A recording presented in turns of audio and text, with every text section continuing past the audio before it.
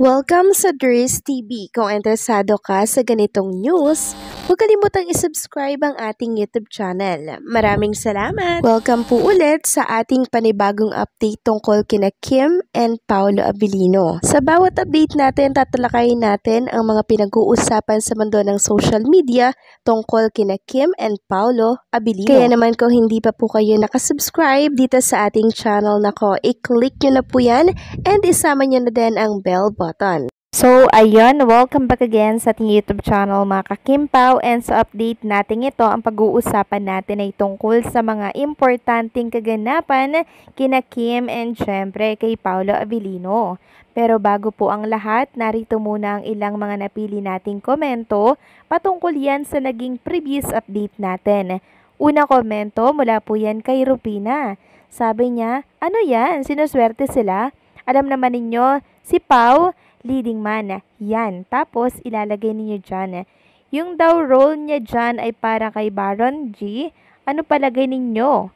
Katapat lang ni Paolo si Baron G. Alam naman ninyo, ang mga ganap ni Baron, puro parang mamamatay tao para na ninyong ibinagsak ang karir ni Paolo. Di kami papayag niyan, kahit siguro si Paolo, hindi papayag yan. Maraming salamat po sa komento, Ginang Rupina. Agree din po ako sa inyo, knowing the role of Baron Geisler. Grabe talaga, no? May inis ka talaga sa role niya, mga kakimpaw.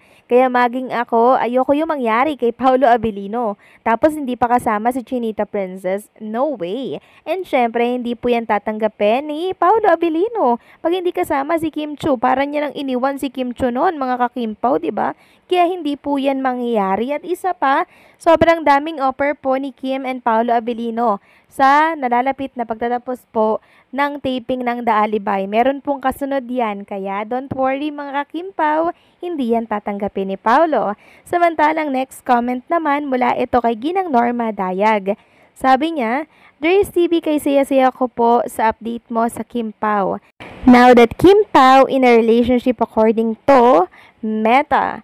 Now how happy me, cause for sure, they will be soon reunited in holy matrimony as I observe, cause it's been long time that we are waiting for them to be wed. Yes, there is waiting for them to settle down. Our fervent prayers for this to happen. God bless them both. So with the religious fans, bloggers, and senior citizen nationwide. So maraming salamat sa komento, Ginang Norma Dayag. So sa ngayon, i-enjoy muna natin mga kakimpaw yung mga project po na gagawin ni Kim and Paolo Abilino, and sa mga susunod siguro na taon, malay natin, 'di ba, yung mga prayers po natin for Kim and Paolo ay mangyayari. So why not coconut mga kakimpaw, 'di ba? Since silang dalawa naman po ay nagmamahalang tunay at sobrang lalim na po ng relationship na meron si Kim and Paolo Abilino.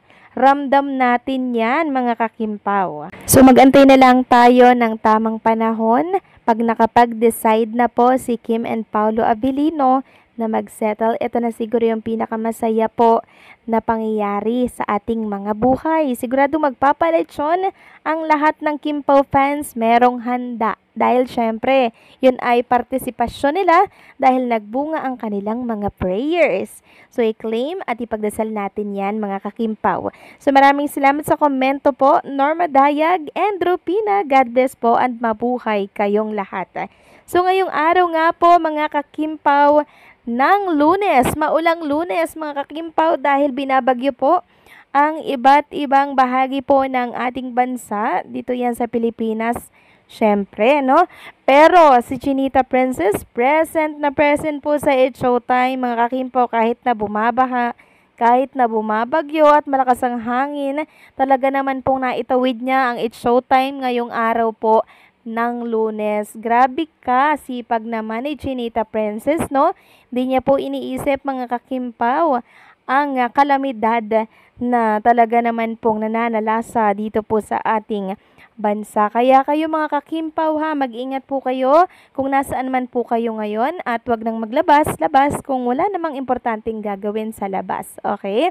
So kanina, present si Chinita Princess, and ang suot niya po ay black na sleeveless, white na skirt, and syempre black na boots, no, mga kakimpaw. Tapos meron siya dito sa leeg na tali or pa-design. So, ang ganda-ganda ni Chinita Princess ngayong araw po ng Lunes, mga kakimpaw. So, nakita ko lang channel pala, no, mga kakimpaw, itong boots ni Chinita Princess. Ang ganda niya, no?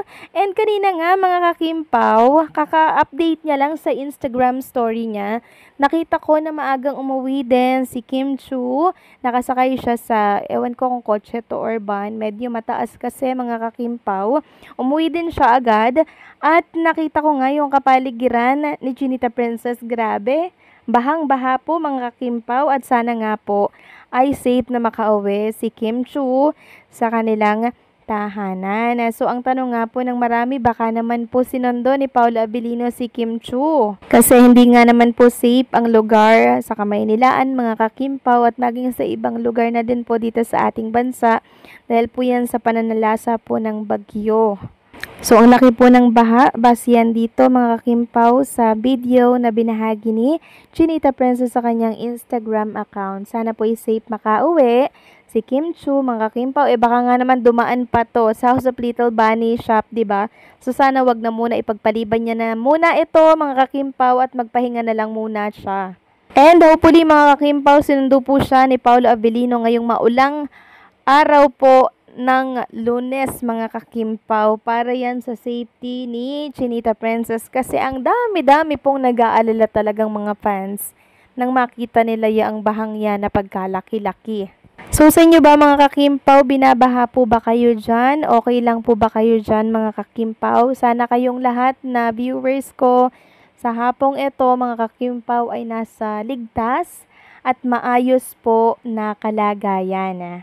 And sa mga nag-aalala naman kay Chinita Princess, wag nyo na pong alalahanin si Kim, dahil alam naman natin na mayroong Paula Abilino na lagi pong nakaalalay, nakasubaybay sa kanya sa oras po na kailangan ni Kim ng tulong. Si Kim pa ba? Malakas po yan kay Paula Abilino, mga kakimpaw.